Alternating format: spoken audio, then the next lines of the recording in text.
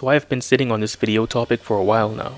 I was going to wait until I saw One Piece film Red, but after the latest chapter of One Piece I feel that now is the best time for it. You saw the thumbnail, you clicked the video, you know where this is going. Let's get started. The debate almost as old as the story itself. Mihawk versus Shanks. I think every One Piece fan has thought about this topic at one point or another and came to their own conclusions. Both characters have climbed to the top of the pirate world, becoming world renowned for their power. Shanks as an emperor of the sea, and Mihawk as the world's strongest swordsman.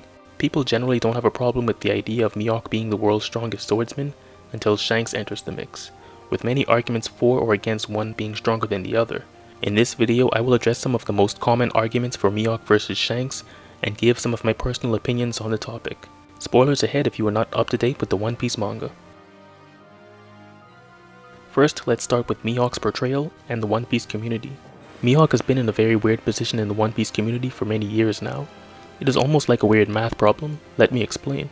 He has multiple duels with Shanks, implying that they were equal.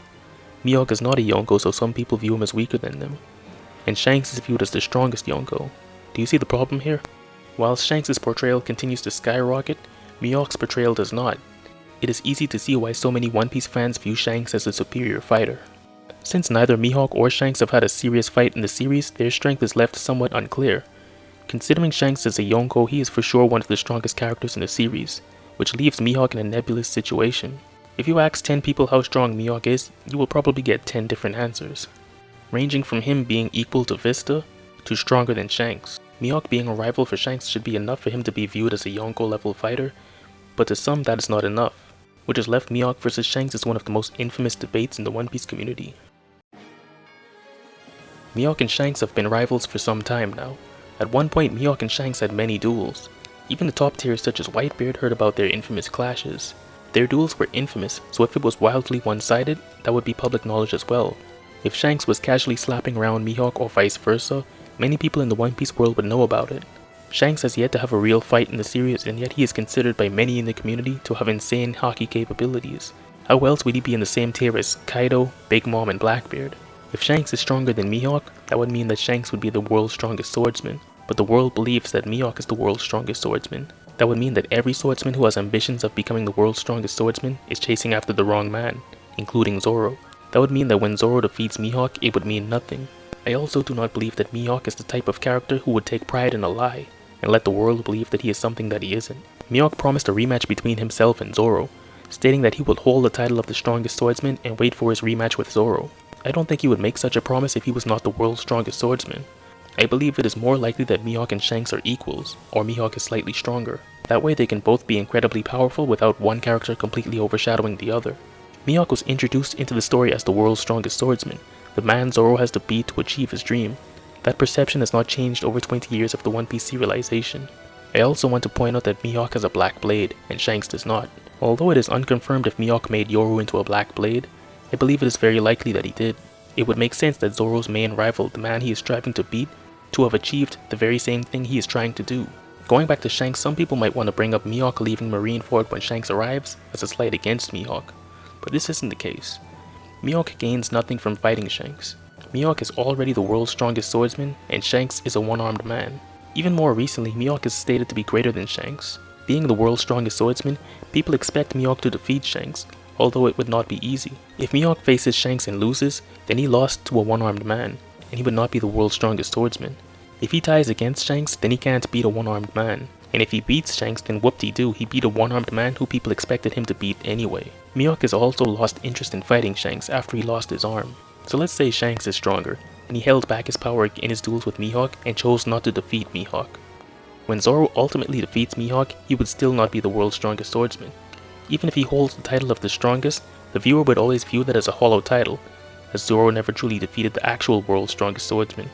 Don't get me wrong, I fully understand why people would view Shanks as stronger than Mihawk.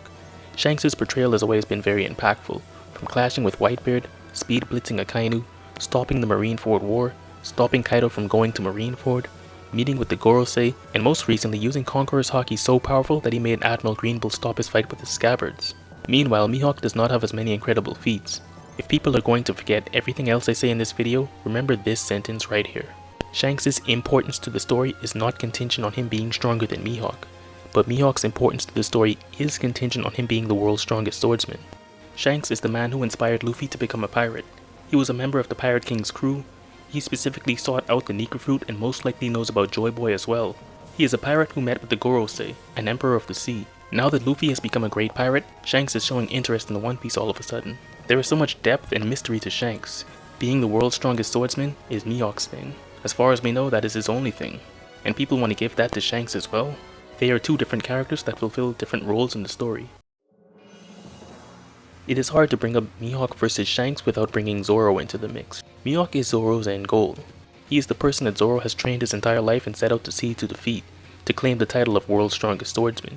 The implication being that once Zoro defeats Mihawk, he will stand at the pinnacle of all swordsmen. Zoro would be considered greater than everyone who is a swordsman. This includes Shanks. It would not make much sense for Zoro to spend his entire life chasing Mihawk's shadow, and when he finally beats Mihawk he is told, oh yeah, that Shanks guy is actually the world's strongest swordsman. You actually need to beat him instead. Even if people think that Shanks is the world's strongest swordsman, there is no build-up for Zoro versus Shanks. Even if Shanks is the world's strongest swordsman and he dies at the hand of Blackbeard, that would make Zoro's victory over Mihawk seem hollow in comparison, as Zoro would have never defeated the actual world's strongest swordsman. It would become Zoro is the world's strongest swordsman because Shanks is dead, and not because he is truly the strongest. There would always be the lingering question of, could Zoro defeat Shanks? A question that would never get a resolution. Oda has crafted a very personal rivalry between Mihawk and Zoro, with Oda constantly reaffirming to the viewer that Mihawk is Zoro's end goal, not Shanks. This also applies to Shiryu of the Rain as well. Zoro's scar is a permanent reminder that Mihawk spared his life, so that Zoro could one day return before Mihawk and challenge him for the title of world's strongest swordsman. Oda has been building towards the rematch between Zoro and Mihawk for over 20 years. If Mihawk is not the world's strongest swordsman, then there is no reason for Zoro to fight him ever again. Lastly, I want to address some of the most common arguments I hear for Shanks over Mihawk. Some of this is opinion and some speculation, but some of this is irrefutable. Let me know what you think. Whilst it is true that Mihawk and Shanks fought before Shanks became a Yonko, some people are under the impression that Shanks got stronger and Mihawk did not. Mihawk did not suddenly lose the title of world's strongest swordsman because Shanks became an emperor of the sea. To me, this means that he is still the world's strongest swordsman even with Shanks being an emperor of the sea. Whilst Mihawk is not an emperor of the sea, he has shown that he is not interested in that title. To me, that implies that strength is not an issue for him to be an emperor of the sea. Shanks has shown incredible hockey feats, with many in the One Piece community believing that he has the strongest hockey in the series, which I think is pretty likely. Whilst hockey is important, as stressed by Kaido, it is not the only thing. Mihawk may have similar hockey prowess to Shanks, and with a black blade and better swordsmanship he is very likely able to beat Shanks. I am not even going to entertain this one. To the people who use this argument, stop it. Get some help. Mihawk is very likely to have Conqueror's Haki given his immense strength and notoriety. Considering Zoro has Conqueror's Haki, I would argue that Mihawk not only has Conqueror's Haki, but also knows Advanced Conqueror's Haki. Shanks most likely knows Advanced Conqueror's Haki, and to be able to rival Shanks, Mihawk most likely knows this ability as well. Advanced Conqueror's Haki has been shown to be an ability that places characters on another tier of power, with most of the past and present Yonko and Yonko level fighters showcasing this ability. I think it is inevitable that Mihawk shows Conqueror's Haki in the future. One of the most infamous moments in the Wano arc, Kaido's top 5. I know people will not like this answer, but I think it makes sense. Looking at the 5 men in the picture, they are all men that Kaido has actually met or fought against. Rocks being Kaido's captain, Whitebeard being a crewmate to Kaido on board the Rocks Pirates crew, most likely meeting Gold Roger during the battle at God Valley, fighting Oden Kozuki at Wano, and finally being stopped by Shanks on his way to Marineford. Seeing as Kaido spends most of his time in Wano, I believe it is most likely that Kaido has never met Mihawk. Without meeting Mihawk in person, Kaido would not place him in the same vein as people he truly believes can fight or defeat him, not based off of speculation alone. So what do you guys think? I have laid out all of my evidence and said all of my arguments. Has Mihawk been underestimated or not? Is he stronger than Shanks in your books, or is Shanks stronger? Let me know in the comment section. The final saga has begun, and the expectations for Shanks and Mihawk are pretty high. I am pretty curious how Oda will tackle this topic in the future once we get to that part of the story. I know this topic is often debated in the One Piece community, but at the end of the day, these are just my opinions backed up by evidence in the story, and this is just a discussion video. I know opinions on the internet get taken very personally, but let's be civil in the comment section. Let me know if you agree, or disagree in the comments below. Leave a like if you enjoyed the video, or a dislike if you didn't. And consider subscribing for more videos like this in the future.